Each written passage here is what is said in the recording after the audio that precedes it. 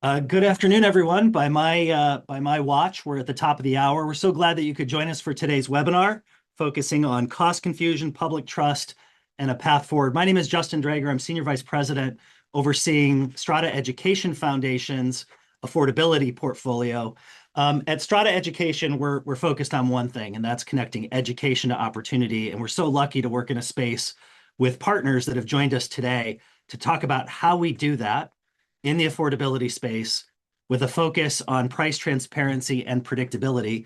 Today, we'll be focusing this conversation on recent research that has been released on student and family perceptions about affordability.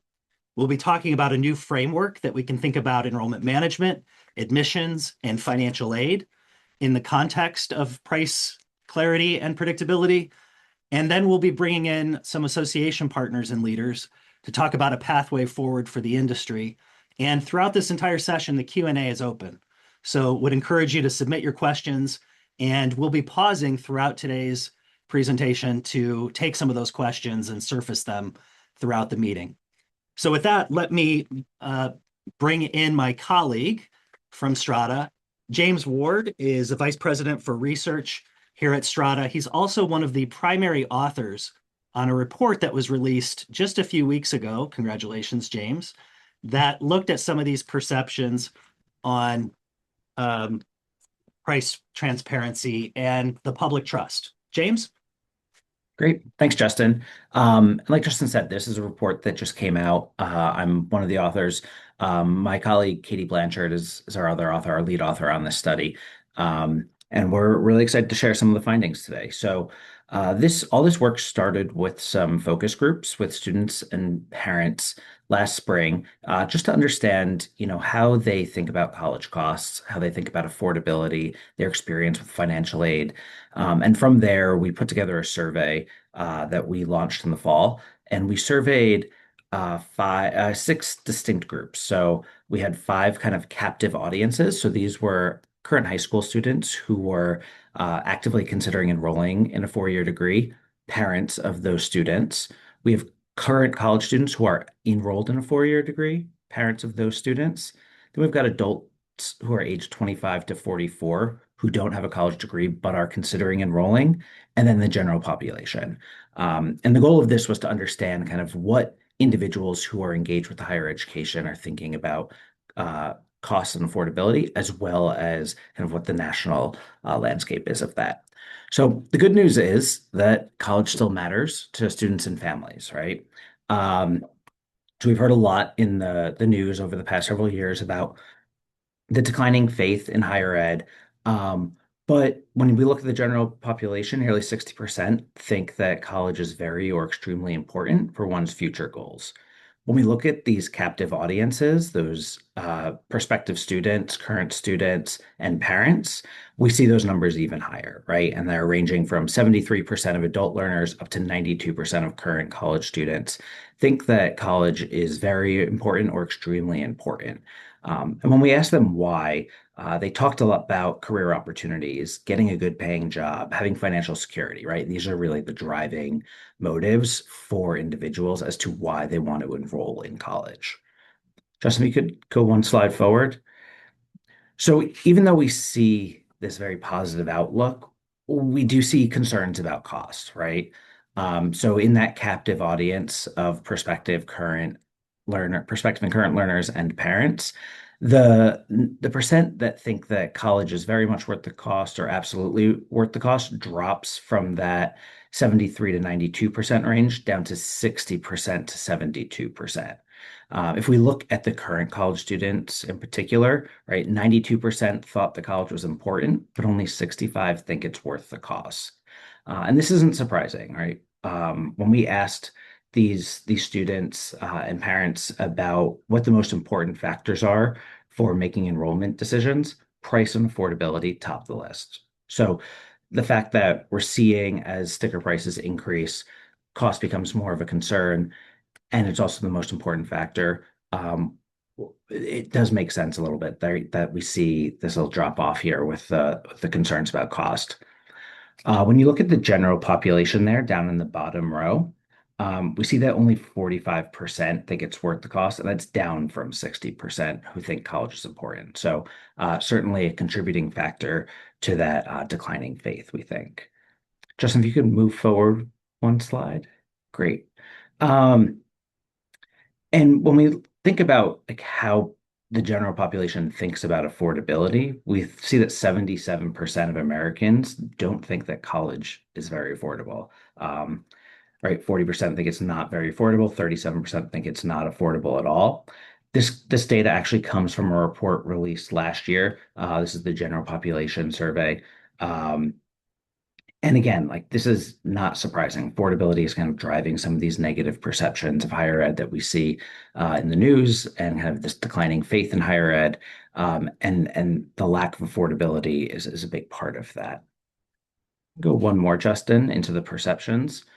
So in that same survey, we also asked individuals to kind of estimate what the average cost of attendance is for a public four-year institution.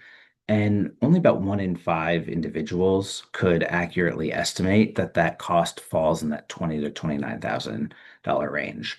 The majority of respondents were overestimating the cost of a public four-year college, with 20% of them estimating it to be 50% or more.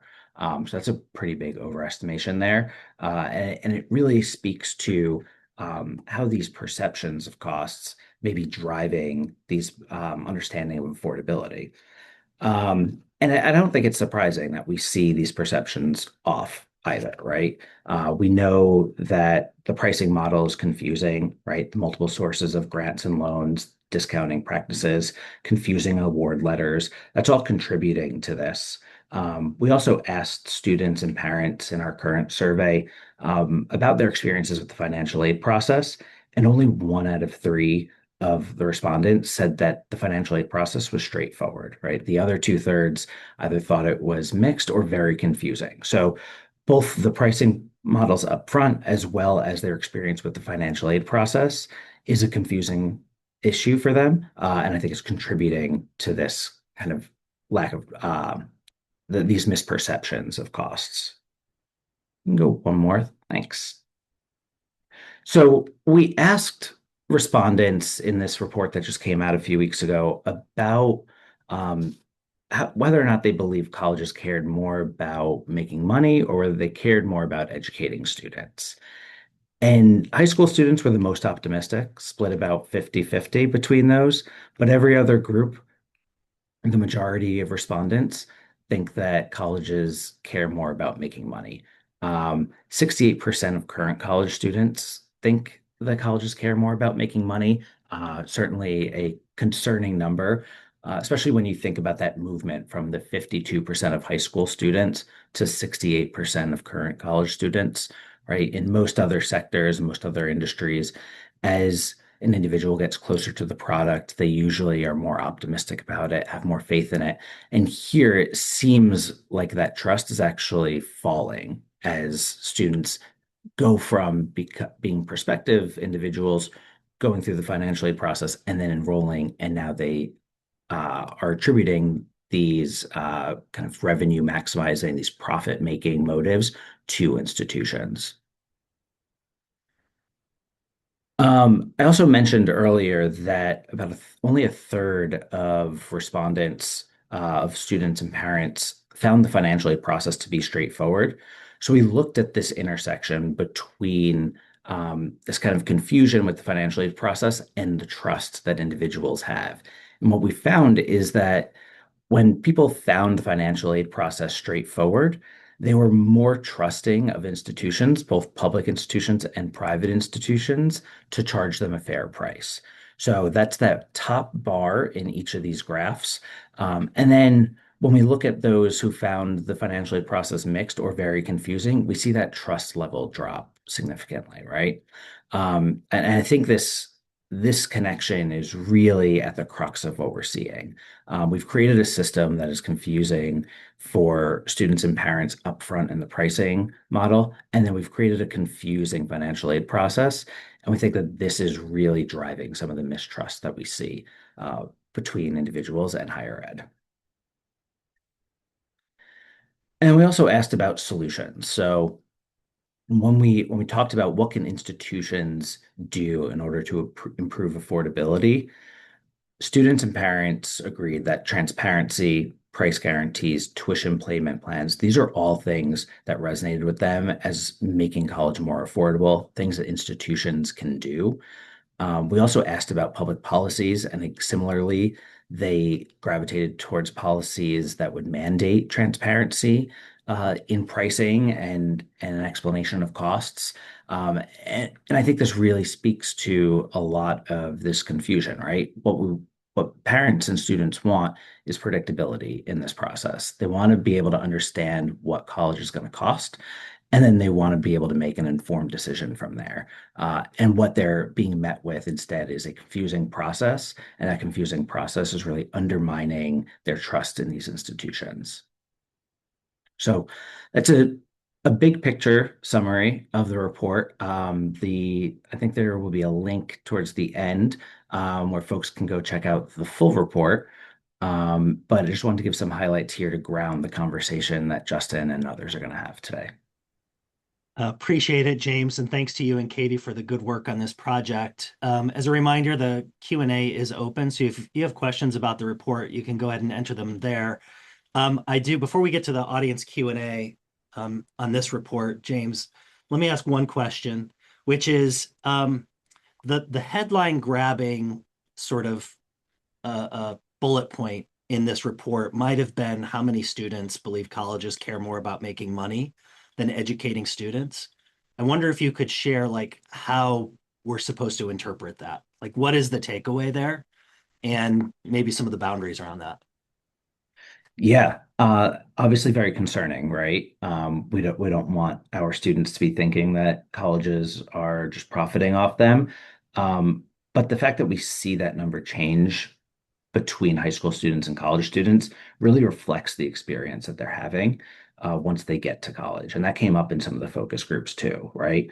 They get to college and they feel like they're being nickeled and dimed with various fees. They expect one price and then actually it turns into something else. And all of this is kind of leading into this idea that colleges are just trying to make money off them and not really prioritizing that educational component of this. And this is a problem not just from student satisfaction and wanting students to be happy, but when we think about things like retention, right? When we think about alumni engagement, all of that, if students are having these negative experiences and opinions while they're enrolled, this can have downstream effects. I'm looking through some of the questions that have been submitted, James, and I want to pick up on one thing that you just talked about, student satisfaction.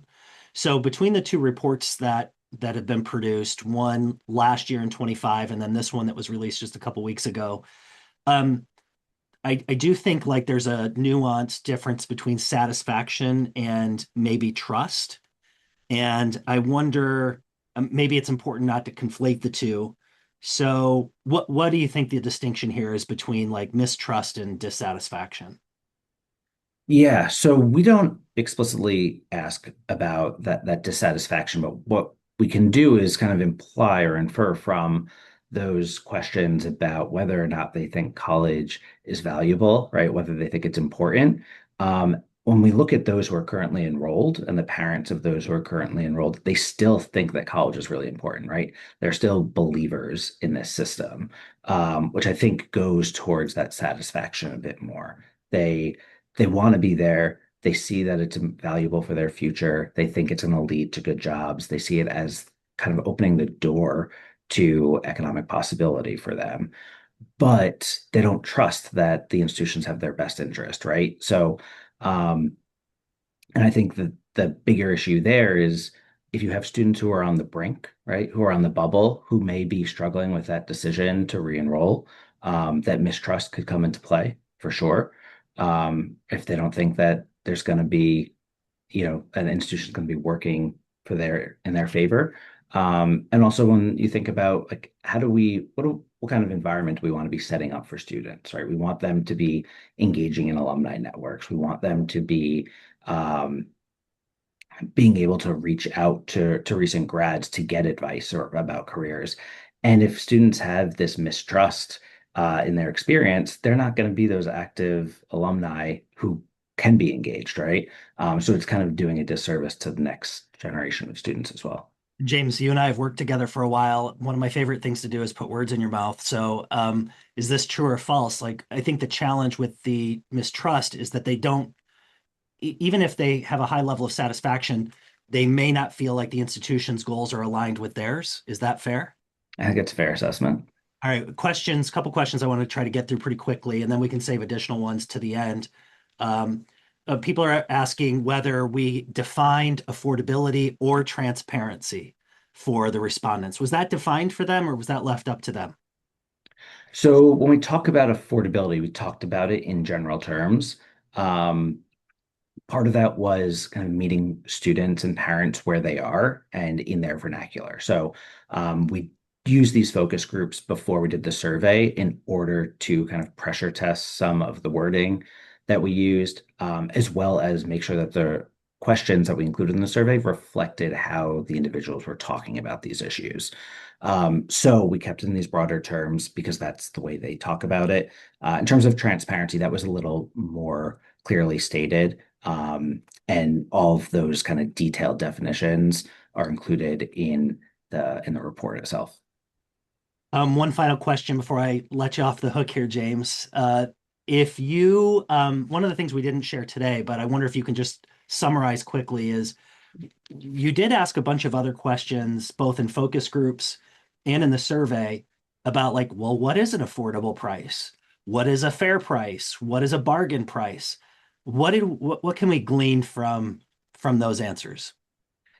Yeah. So when we ask students kind of what's a fair price for a year, what's a fair total price, what's a reasonable amount of total debt to have, what's a reasonable monthly debt payment, within any given individual, the the numbers were all over the place, right? They didn't add up.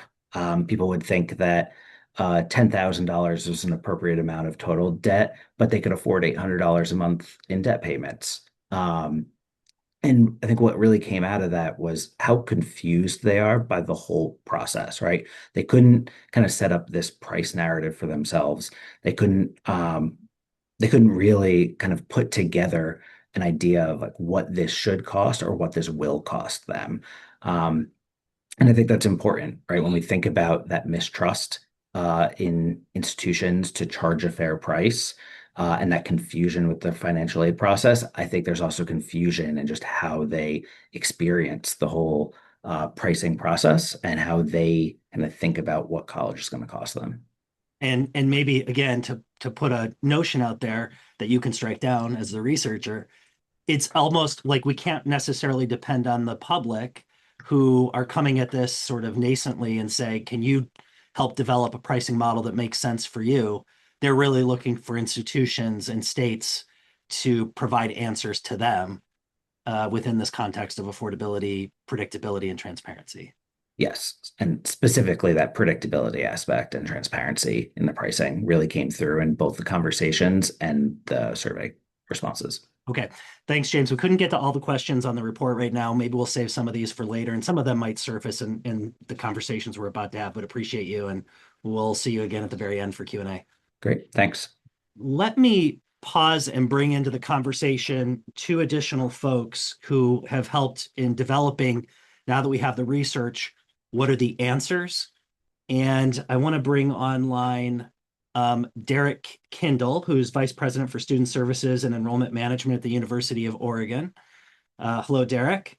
And also bring online Daniel Barkowitz, who's the Assistant Vice President of Financial Assistance and Employment at the University of Miami. Good to see you both. Good to see you, Um, Justin. yeah. So we sort of have our grounding in the research right now. And our feeling was we needed the field along with policymakers and other stakeholders, student and consumer groups to sort of help interpret what we heard from students and families and how we should respond. So Strada acted as the convener, really like bringing together really talented folks, of which you two were a part of. We helped facilitate, but by and large, I think we tried to get out of your way to say what should be the response, and we tested this response with associations and student groups and lawmakers. And I'd wonder if you all would be kind enough to walk us through where we ultimately landed all of this. So I'll turn it over to you two. Sure. Thanks, Justin. And it's good to be here with you all and with Daniel as a co-panelist on this. This is really the work, as Justin said, of co-creating with institutions that were widely representative of public, private, large, small, minority serving institutions, along with some association leadership. And the first thing that we really tackled is access and affordability. And you'll see on the chart there other elements, but access and affordability, what we really wanted to have as a framework or as a principle at its grounding was that students, particularly those with limited financial means, know what the door is to higher education, that it's open, that they see their pathway of opportunity, and not just for our own institutions. As a practitioner, I can say, if you were to ask us on campus, we would say, oh, well, our Oregon Pathway, our Pathway Oregon program is great and everyone should know about it. But that's not really the point. The point is, across the board, how could we really impact the reputation that higher education institutions have about the pathway and the doors of opportunity, particularly, again, for those with limited financial means, which goes right into tuition and cost transparency. And Robert Bodie at UW River Falls, we saw your question. It's a good one. We'll tackle that one soon. But off to you, Daniel. So thank you, Derek. And again, also thank you, Justin, and all for the invitation. Um, this was an exciting opportunity to really think creatively about ways to address the concerns you've heard from students and families. And as Derek identified, we started with the access and affordability piece and kept that as our grounding. But as part of that, we also noted that this tuition and cost transparency, it's very complicated for students, and you heard a little bit of this from James, to understand what the pricing actually is. So because, a change in dorm or a change in meal plan or a change in credit hour might reflect a change in price, as might a late fee or on a library book or a parking ticket. The pricing constantly evolves and changes. And so being clear and providing upfront pricing information is an aspiration, really a goal here, that we want students to have before they are asked to commit to an institution. And I know one of our attendees also asked a question about cost of attendance. And part of this and the transparency about cost of attendance, that may be complicated to understand what that means, but it includes indirect costs the student won't necessarily pay to the institution, but will pay, things like transportation or personal expenses.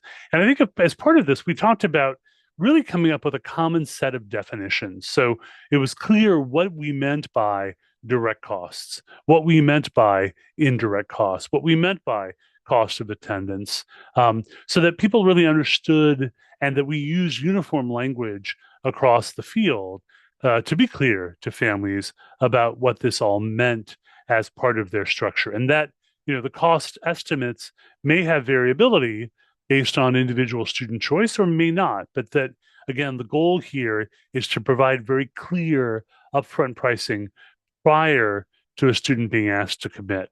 And obviously, if we talk about pricing, because so many students are receiving financial aid, the carry on here is around the aid and scholarship piece. And I'll turn it back to Derek to talk a little bit about our third principle that we developed.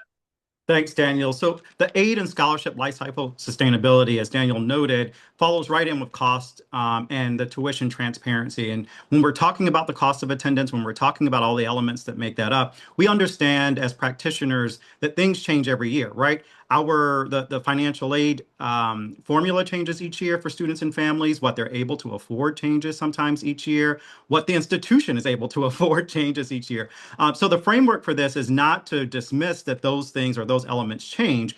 What it is, however, is an attempt to make a commitment, especially for those with the highest need, to keep some type of stability, not just with cost and tuition, as Daniel noted, but with the aid and scholarship life cycle, to make it sustainable throughout a student's undergraduate career, or even graduate career for that matter. What this means is, how can we smooth out some of the scholarship or aid policies we have at our institution, particularly those that are need-based, to ensure that the student doesn't encounter those big bumps or interruptions with costs from year to year, whether it's due to a tuition increase, whether it's due to cost of living expenses that are in or around that community.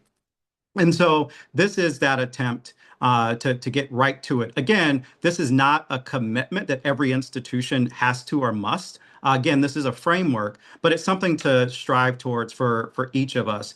I think this is really important for those of us who are trying to talk to our boards or other senior leaders on our campuses about scholarships that we do to simply discount a student in their first year, for example, and not necessarily discount them for the succeeding years. Now, if you're thinking about that as a non-need-based scholarship award, maybe that's something that an institution has to decide on its own.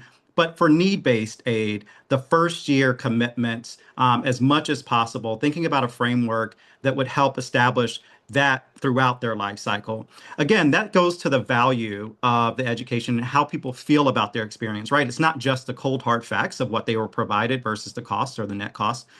It really is about the value they feel that they've gotten from the institution. For that, I think Daniel and I will tag team on this one.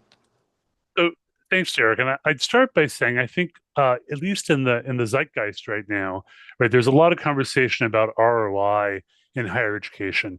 And clearly, I think we need to start by talking about the financial ROI, right? What is the return on investment for students who are investing in the cost of higher education, and being clear with students about job and career opportunities based on their major choices, and showing clear communication about completion rates, post-grad outcomes. I think that's very clear. And in part, I would say one of the challenges I know we've had as an institution has been getting good data for students who are leaving our programs, because we rely on surveys as a way to receive data rather than data on every graduate. I will say one of the pieces that's coming out of the OB3, the One Big Beautiful Bill Act, is some work in the AHEAD committee around metrics for ROI, financial ROI. And I think that is important. But that is not all that's meant here in terms of this focus on ROI and value. I think what we do ourselves a disservice as a profession and as an industry when we focus only on the financial benefits of college attendance, and there are many, but we don't really talk as much about the societal benefits, the individual benefits. I don't think necessarily every student goes to college because they want to earn more money. They go to college perhaps one hopes to pursue an interest, something that appeals to them, something they want to learn more about. And they become stronger members of society as a result of that investment as well. And I think, part of this conversation is how do we remember and retain and focus on broader than simply the financial investment. Clearly, at an institution like mine, where we are approaching a cost of attendance of $100,000 a year, we're a 4-year private, high-cost institution with a high-aid model. It's a very different conversation, perhaps, than it might be in a 4-year public or a 2-year public institution. So I don't know, Derek, if you want to weigh in a little differently about some of these issues coming from that background. Sure. I think at public institutions, many of us have a state case to make in addition to what Daniel said, right? All of us, I believe, or hope that we believe that higher education is a public good. And for those of us at public institutions, the state investment or state return on investment is also a part of what we have to demonstrate. And that's sometimes regardless of how much your state actually contributes to your bottom line or to your fees every year. And so I think it's not just the financial value to an individual, to the student, in terms of their return on investment, it's the return to the state. One, in terms of what does the institution do? It could be generating jobs, the economic hub for its community. It could be meeting the demand in high need fields that are specific to that community or to the state overall, or to innovation. And I think that's something that we constantly have to think about as practitioners in the enrollment and financial aid space. And even though sometimes we might think that's a government relations type thing to think about, it's something that has to be demonstrated in all ways. And although I'm saying that as a public institution in a 4-year with higher costs and very low state investment, the same I think is true even for our private partners, as Daniel stated. It's more accountability at the public space that is public, but no less true, I believe, at a private institution. So thanks. With that, Derek, I think we'll turn to the fifth principle. And this one may originally approach, as you're reading these, you may sort of read this principle and think, this one stands out. It's not like the others. And I want to comment on that and introduce this one to you. And this pertains to the use of personal information. And the principle, the idea here is that we are transparent with students about what personal information we are collecting about them in the recruitment and enrollment process, that we're clear about why we collect that information, how we use it, and how long we keep it. And that students have an opportunity to whether, or well, perhaps an opportunity to correct, review, remove their personal information. Again, this is aspirational. This is not, as Derek said, a checklist. We're not saying everyone has to follow every part of this, but the idea being that we want to be transparent with students. And again, when we think about information, I think many of us jump to things like what's on the admissions application, or what's on the letter of recommendation, or maybe the financial aid application, the FAFSA, the tax information, the CSS profile if you're using it.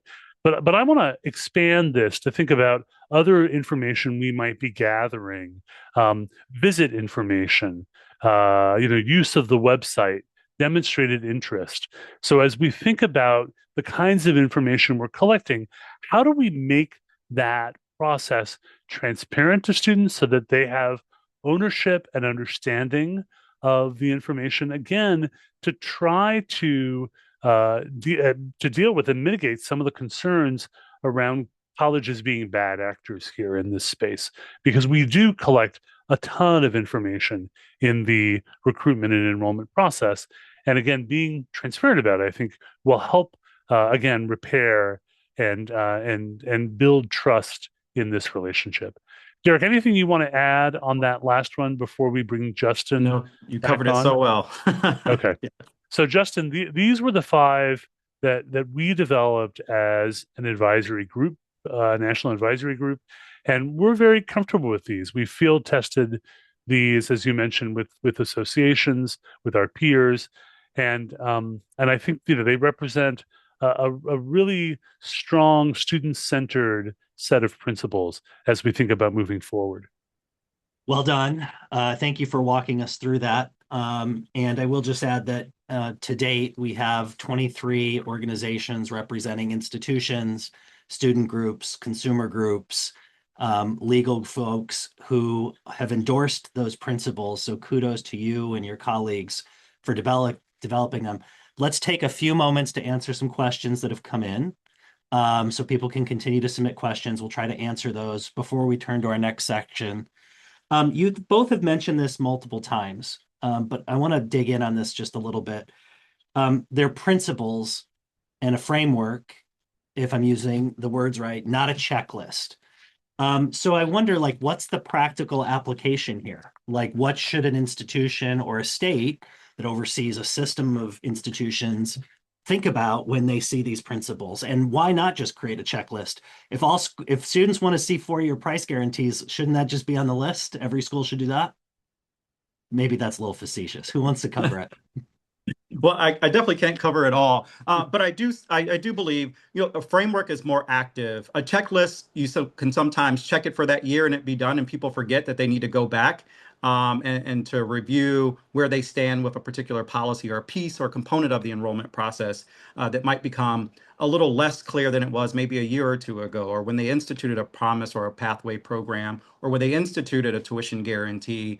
They can sometimes check a box and believe that it is empty. And they forget the things that Daniel mentioned earlier, like you have a lot of add-on fees for courses, or you have a lot of add-on things for the living expenses that aren't accounted for. And so that's one of the reasons why I think a framework is appropriate here. The other part is sort of framing the conditions under which policies or procedures and practices should be guided.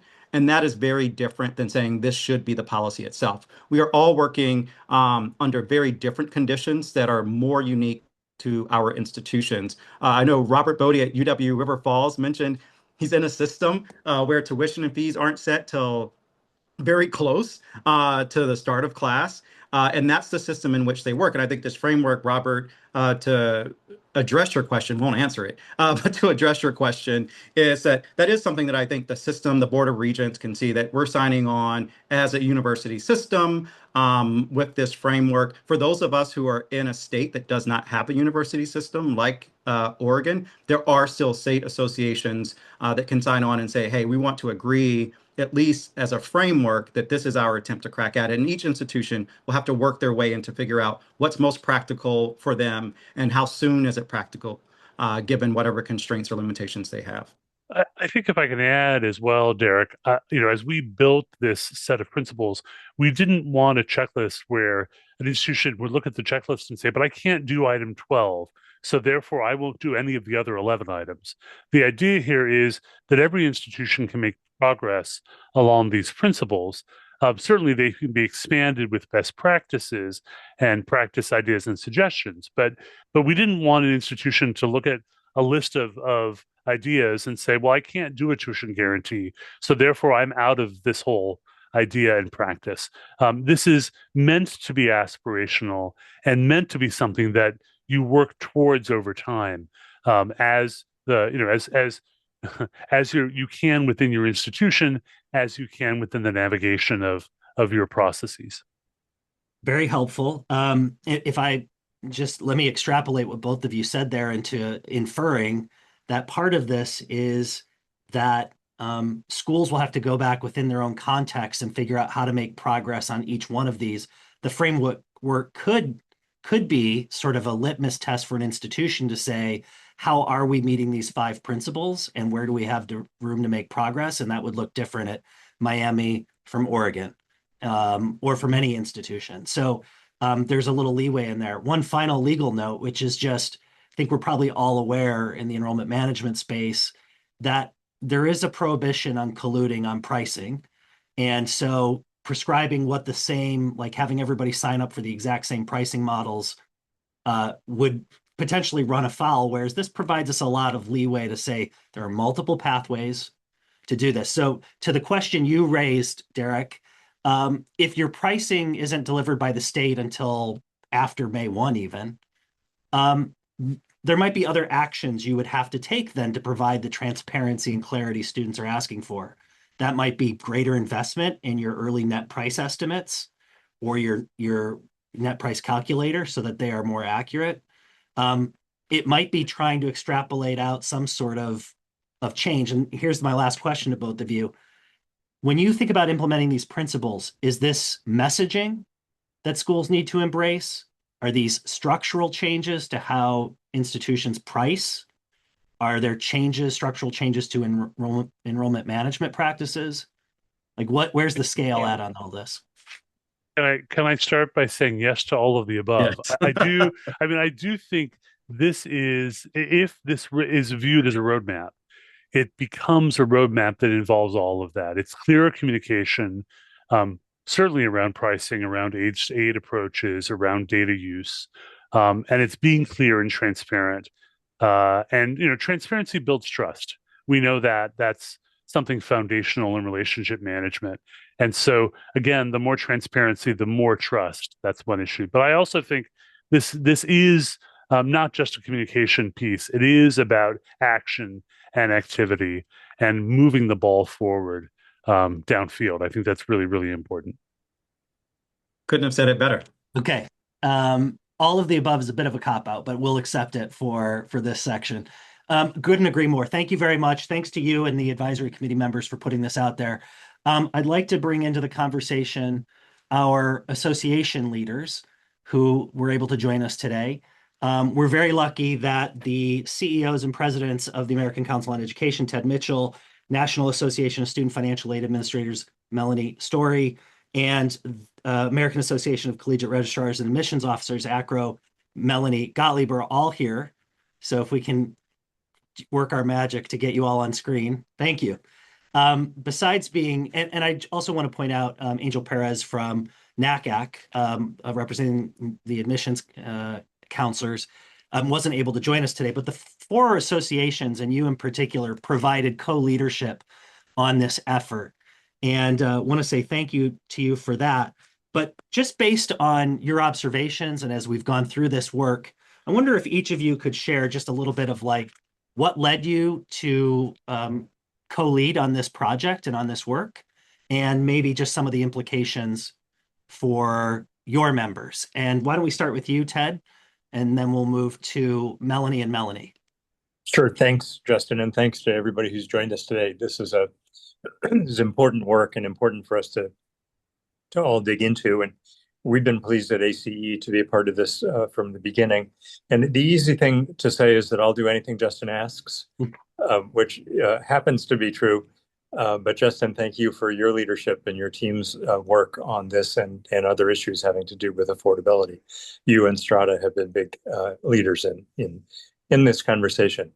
I've been at ACE now for 9 years, and on my last interview, I was asked sort of what am I really want to focus on, and I said, it feels like America is distrusting higher education and losing confidence. Those were the early days of the Gallup polls, right? We were seeing things edge down, and then they fell off a cliff, and then we had COVID.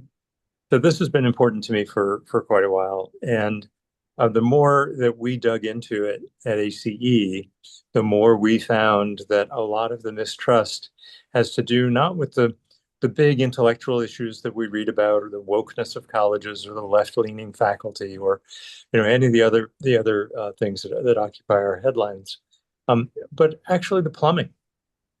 And the plumbing matters, and that's really what we're talking about today. We're talking about some of the stuff that doesn't matter until it does. And when it does, like your plumbing, it really matters. And I think that that's what this analysis has shown us, is that we're at the point where the plumbing really, really matters. And so for me, guided a lot by the work of our colleagues who put together these principles, this is not just a reasonable, but an absolutely critical way for us to look at fixing ourselves in a way that will restore trust of American students and families. Justin and ACE worked on the issue of cost transparency as a precursor to this work. And so we launched together the College Cost Transparency Initiative, which principle number 2 really focused on comparable financial aid offers. And through that work, I think that we at ACE became convinced that that was just one of many things that needed to be addressed. And so we're quite pleased when Justin and Strada asked us to be one of the organizing members of this team. So again, I think that this is really the right path. We will restore trust in American higher education when we get the plumbing right, and we won't get the plumbing right unless we adopt these principles. Thanks, Ted. Melanie Story? Sure. Well, I don't do everything Justin asks me, but a lot of things. But just really building on what Ted said, so at NASFAA in my role, I inherited the, sort of the partnership in college cost transparency, and really see this as a natural growth of that work. Sometimes I like to say that financial aid professionals are the Ghostbusters of access and affordability. Who are you going to call, right? Like they're the ones who are dealing with the students and families in the moment of truth, in the panic and nervousness of, is this an option? Is this a possibility for my family? And so couldn't imagine not being a supporter, endorser, full-throated advocate for this work, because financial aid professionals are out there every day trying to counsel and support students and families from before their commitment through their exit counseling and into repayment. And I think if you look at the principles, we look at it not just as a moment in time, but as a partnership with our institutions and with our shared membership, whether it's presidents or registrars, aid administrators, admissions and enrollment officers. And so just really see a lot of opportunity here for collaboration amongst us, but also importantly amongst our members and teams on campuses to rebuild that trust and that belief that post-secondary education is the path to opportunity that is available to students and families. So just really happy to continue the work. Thanks, Melanie. And now Melanie Gottlieb from AACRAO. Thanks so much. I will lean in also to the public trust conversation. I'll say at AACRAO, our members, if Ted talked about the plumbing, we often talk about our members are the plumbers and the contractors in that setting. And so we're the practitioners who touch the work of touch the student life cycle, all from recruitment all the way to graduation and everything in between. And our members as practitioners tend to lean very practical. And so wrapping their heads around how you tackle the issue of public trust is more challenging from a practical perspective. You can do a lot of messaging, you can do a lot of research, you can talk a lot. But what these principles really do is give us something to begin to anchor real practical action that can help support this erosion of public trust and correct the path. We're invested in this work because it's a direct bridge to, I think, institutional trust. Our members are on the front lines every day of enrollment. They understand that clarity and transparency are really essential for students and families to be able to make these life-changing decisions that are large investments of both time and dollars.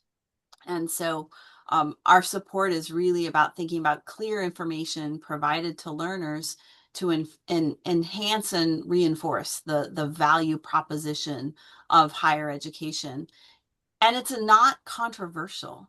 In some ways, when the principals, after our members came together and did the work, when the principals came out, we were like, well, yeah, of course. There's nothing that we don't support in principle. And so, that we're excited to dig in and see kind of what's next and how do we put these into practical action. Okay, now first, thank you to all three of you for the partnership and leadership and support to push this forward. I want to say that sincerely.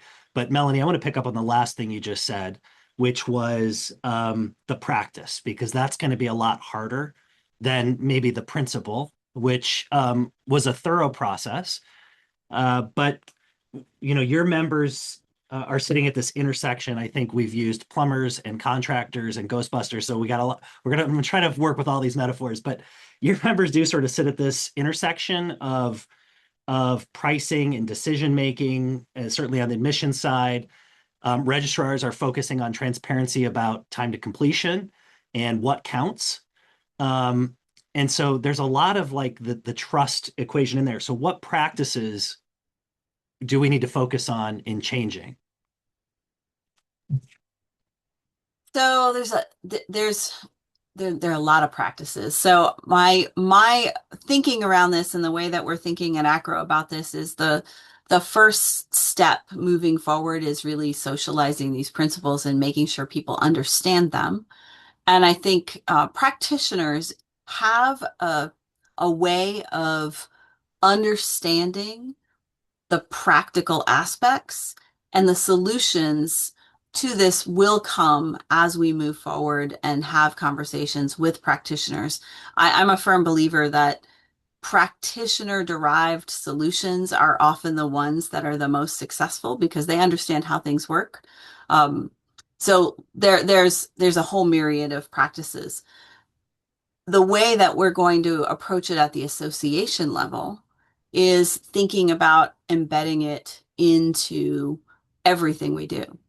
All of our work really supports the development of good practice, the guidance that supports good practices. And so our first step is really thinking about embedding it into all of our education, all of our courses, all of our consulting, because anything that we do that is not embedded stays aspirational and doesn't actually move into this action-focused movement. Helpful. Melanie or Ted, do you want to add anything to that? Moving from aspiration to practice?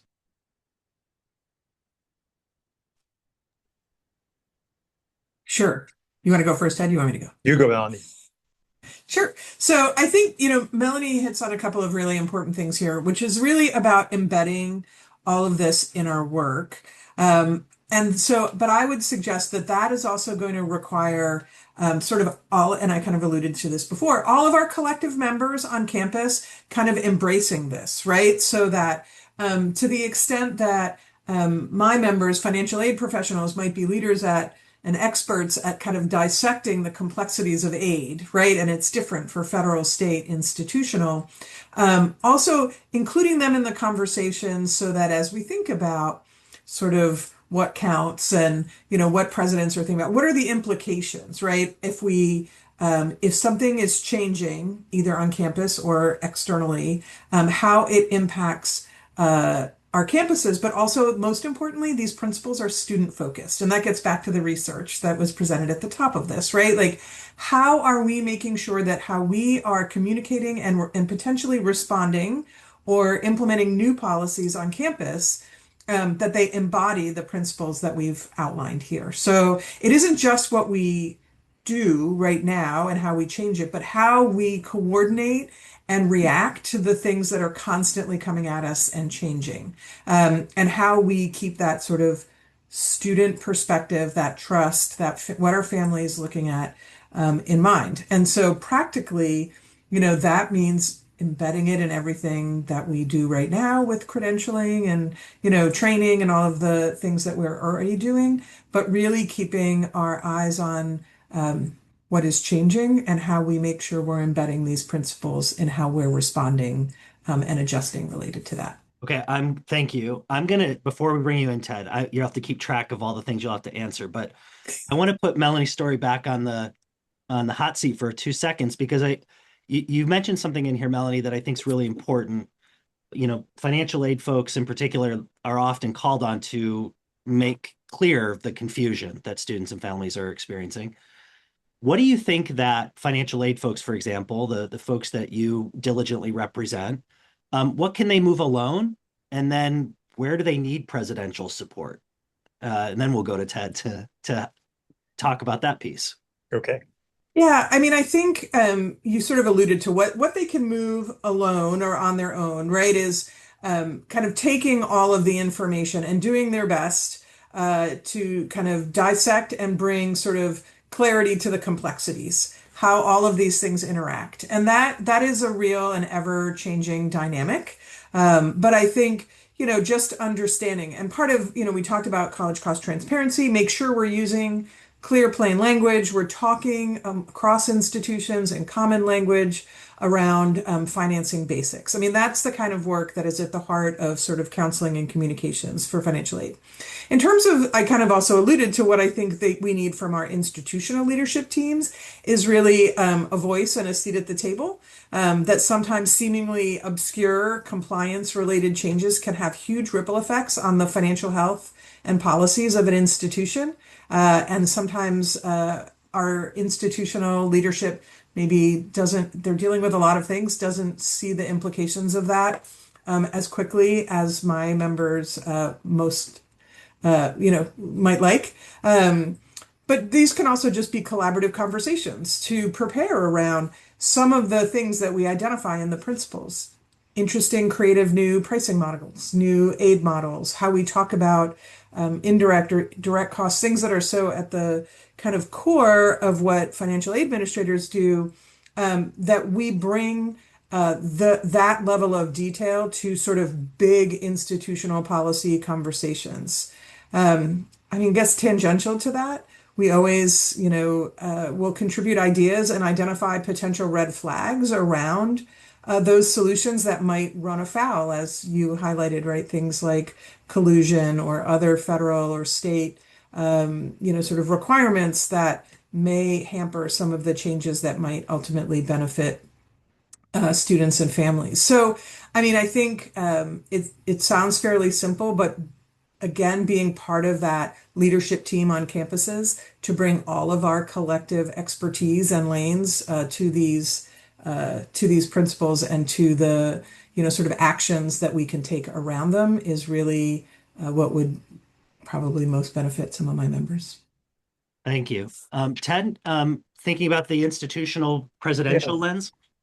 Yeah, so it's been interesting, and you and Melanie Story and I have had the experience of talking to presidents about the College Cost Transparency Initiative, and one of the remarkable but probably not surprising things we've learned is that presidents have no idea about any of this.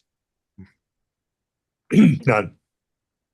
And so I think when we think about a place at the table, absolutely. When we think about who do we need around the table, I would hope that the president and the provost would be a part of that, because I think that they get taken by surprise sometimes when they're out with families and they just don't know how to answer questions about financial aid. So I think when we talk about training, I think we need to do a financial aid 101 for college presidents, and I think that that's part of my job, so I'm happy to sign up for it. But I want to do a quick twist, if I can, on the best solutions are created by the professionals on the ground. That's true, except that the professionals on the ground often use shorthand,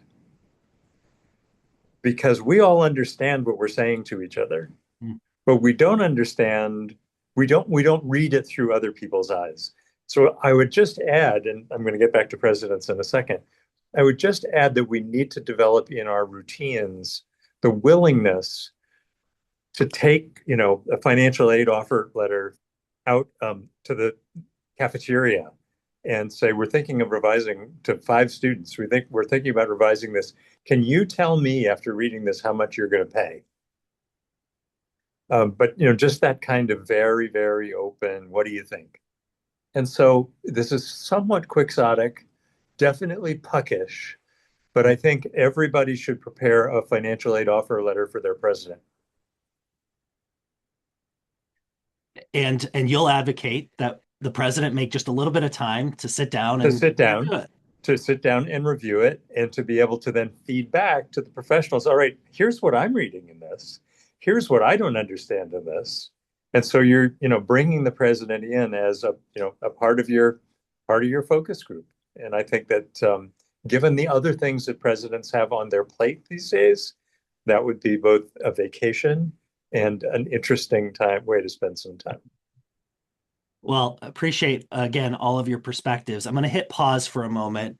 We're going to wrap up this webinar, and then we're going to reopen it up. We'll do Brady Bunch style and try to bring everybody back in for some final Q&A. So this is the last call for questions on the webinar as I go through these final slides. So please go ahead and submit those questions now. We've been answering them in the dialogue as we've talked. As we showed you, here are the principles that we've been discussing that are based in the research that James talked about earlier. Again, thank you to our 4 association co-leaders on this work. Just want to point out the wide swath of organizations that have come together to endorse these principles, representing institutions and students and advocates and access counselors and think tanks and research organizations. And this probably isn't even the most up-to-date list, because more come in every week. But a big thank you to all of you for providing feedback as stakeholder groups, and then endorsing really student-centered principles in enrollment management. You've heard several themes today, and I'm really happy to say that we didn't actually pre-plan that this slide doesn't correspond to everything that everyone mentioned today, but they do complement each other quite nicely.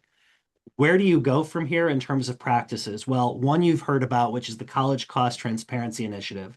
You can go to collegeprice.org and check out the more than 750 institutions that have signed on to this initiative, and done so by actually submitting an aid offer that adheres to common standards and terminology. There is a question here in the chat. Can we make, I'll defer this one to Melanie, and then I'm going to answer the last half of this. The question is, can we make other school financial aid offers available through the College Cost Transparency so they can see them? And can we submit updated offers to the CCT? On the last half, you're always welcome to resubmit. And in fact, there is sort of a process where the initiative circles back around to schools. I do want to point out before Melanie answers whether they can show other schools financial aid offers. There are also sample aid offers available on the College Cost Transparency website that all meet the standard, showing that there's flexibility to still adhere to some standardization. Melanie, you want to take a stab at that question? Melanie Story, a question about Sorry. It's so rare that you have to negotiate between two Melanies, except when we're together. Thank you. So Justin, you're right. We have sample offers on the website, but we don't make all institutions aid offers available there. So if that were something that, I mean, we could help try to broker some sharing if that was something that was of interest or need, or if there was a conversation that an institution wanted to have about how to, kind of move their aid offer to, sort of meet the requirements of the College Cost Transparency Initiative. But right now we don't broadly share all institutions' aid offer letters. Okay, thank you. So we'll take that under advisement. Yeah. Moving beyond the College Cost Transparency Initiative, that, as we've talked about, that's pretty baseline. This is sort of it should be a pretty simple first step in signaling we care about price transparency in how we are displaying financial aid and costs. The next ones are all themes that have sort of organically arisen during this webinar, but own a single clear price story. As we talked about at the beginning, expecting students to develop the pricing models and narrative for an institution is not realistic. So the question I would have for institutions that I actually ask when I do retreats and meet with college presidents is, can you explain what it costs to attend your institution? And can all of your senior leadership do the same? And that's probably one of the first signals about whether you have a coherent price narrative on your campus. Is it easily explainable and can everyone sort of explain it? The second one, we talked about this one as well, providing early credible cost estimates. And that can be done at your individual institution. It can be done if you're at a public school through the state system. But how do we use the existing data, which is a real superpower that we have, to then turn around and create credible, real cost estimates, all the way as early as K-12, and then net prices as they get closer to applying, and then, of course, to the financial aid offer and billing. Aligning our enrollment incentives with public commitments. So what are we signaling about our commitment to access and fairness and affordability through our pricing strategies, and can we credibly answer that? And then finally, we have these principles that have been explained so well by our practitioners and leaders, and how we can use those in adapting them to our own individual campuses and drive this work forward. 3 ways to engage, and then we do have some questions rolling in here. One, at Strada, we are trying to be a convener and clearinghouse for driving this forward. We don't have all the answers, but we're going to continue to lift up all the answers that are developed by the field to how we can continue to move this forward. So you can reach out and go to strada.org and sign up, and we'll keep you looped in on all our price transparency and affordability efforts. 2, consider this a special invitation. We are looking for lighthouse institutions who are willing and or doing innovative work when it comes to price transparency and predictability, either through structural reforms to pricing or messaging. We want to know who you are, and if you're interested in partnering together with philanthropy in figuring out how we can learn, create case studies, and teach others, we want to hear from you and partner with you. And if you're skeptical about this entire conversation, we want to hear from you as well. So submit your questions, your comments, reach out. We're better when we confront real, incredible, thought-provoking critique about where we might be going astray. So invite all of you into that. Let me bring everybody back onto the screen if we can work our Brady Bunch magic here. And let's wrap up with just a few Q&As to end.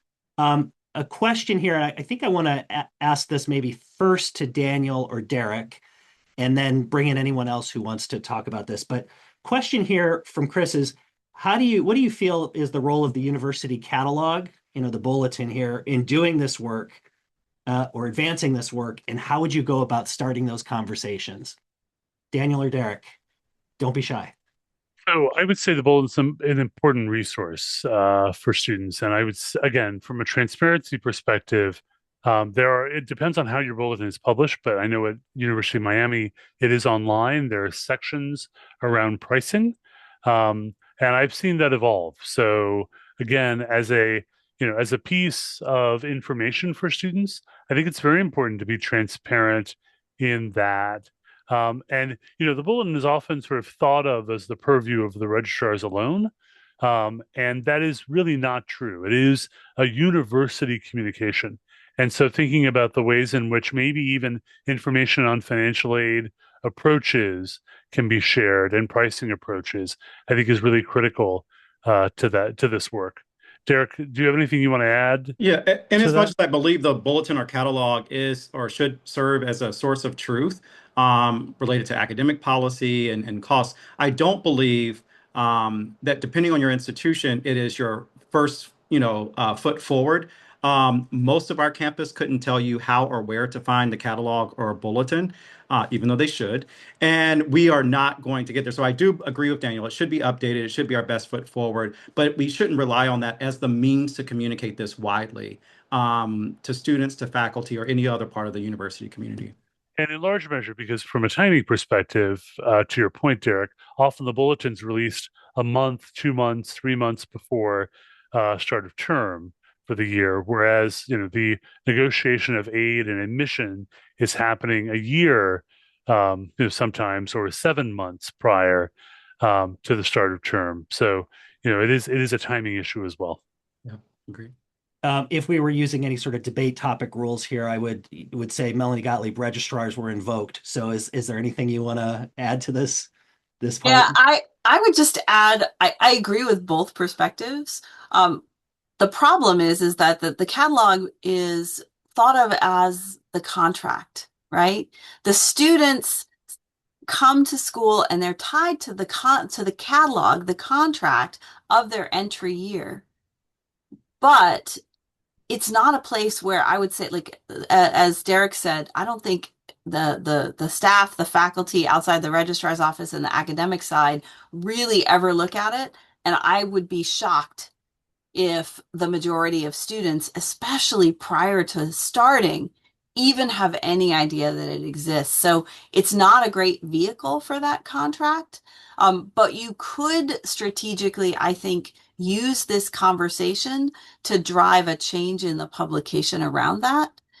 Because really we need to know much sooner in order to be able to tell a student the predictability of their program. We need to know much sooner, and they need to have that information at the start. So I think transparency conversations that drive the publishing deadlines around course sequencing, around policies, around practices probably need to change in order to be more transparent.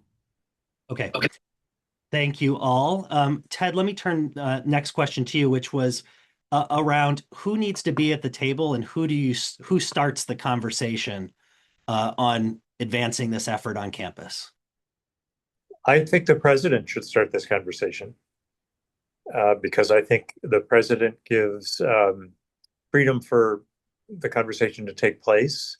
If presidents start it, it's not about turf battles. It's not about me as the financial aid office sort of asserting primacy over the registrar's office, or in the case of the bulletin, over the academic affairs people. It's the president saying we need to coordinate. And it's the rare institution where that demand for coordination can come from anywhere but the top. And how would they, if the president wasn't aware that this was the conversation that needed to be happen, any advice for those? Well, yeah, I think that this is where these are all very important questions, but and one of the things that I think we all need to look at is who's in the room where it happens, and what's the senior leadership team look like, who's involved in that.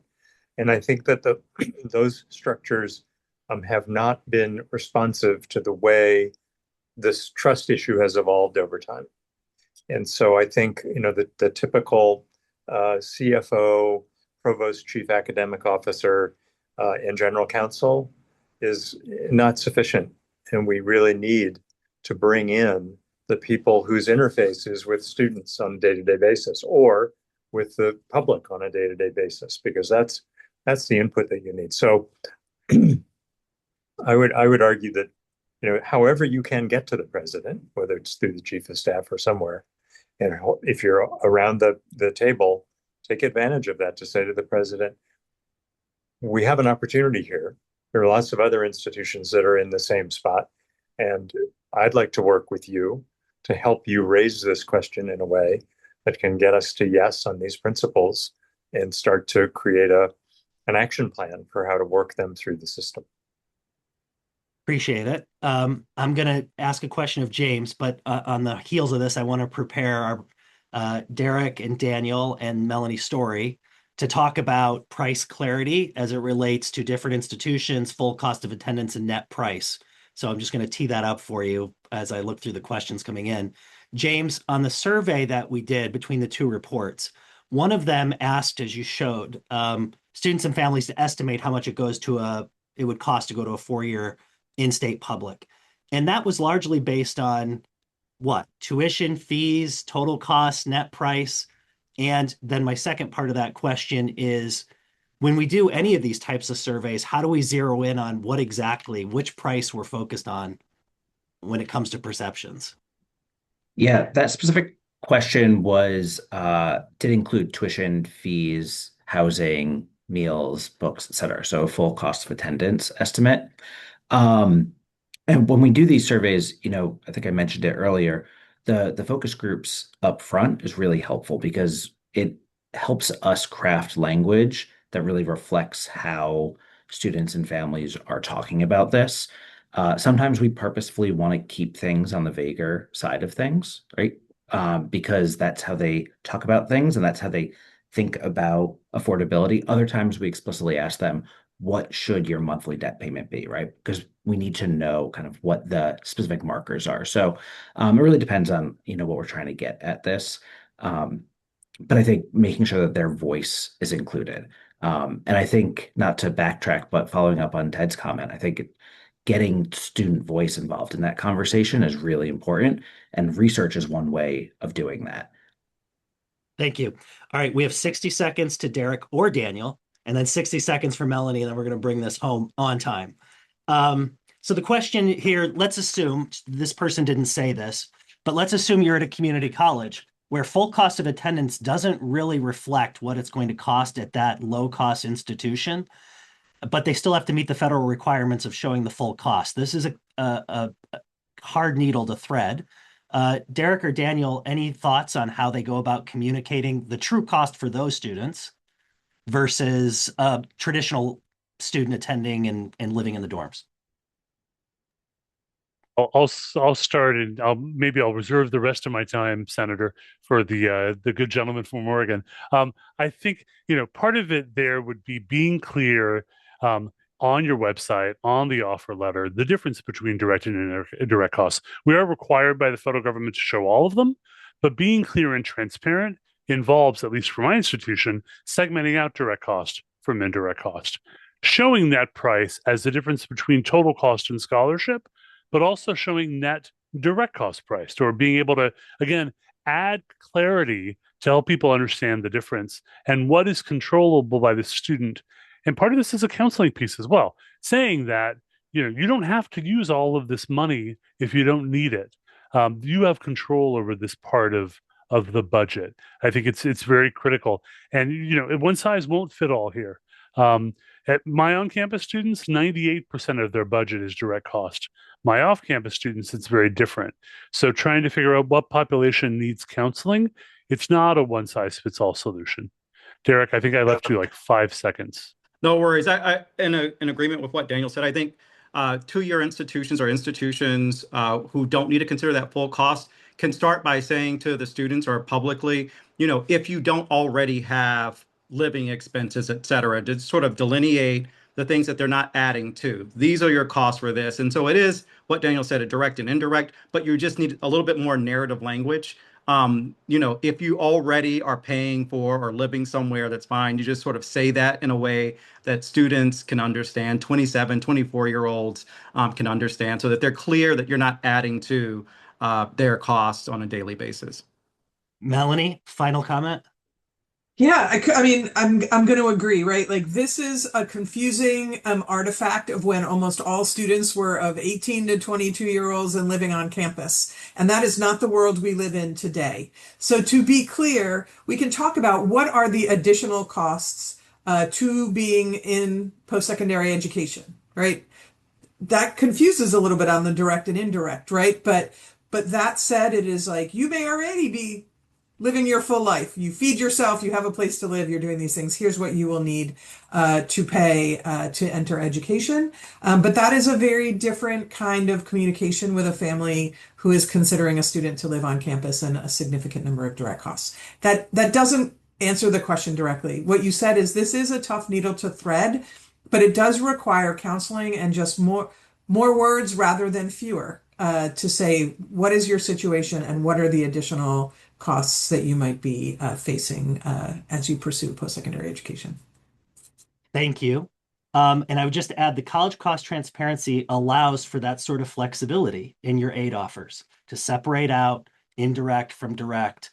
I want to say thank you to all the folks who have participated today, all the attendees, to our panelists, our association leaders, our enrollment management leaders, James, and a big thank you to ACE for hosting this webinar. Please do stay engaged. And thank you to all of you for the work that you're doing to make college pricing and financial aid more understandable and clear and predictable for students and families. Thank you.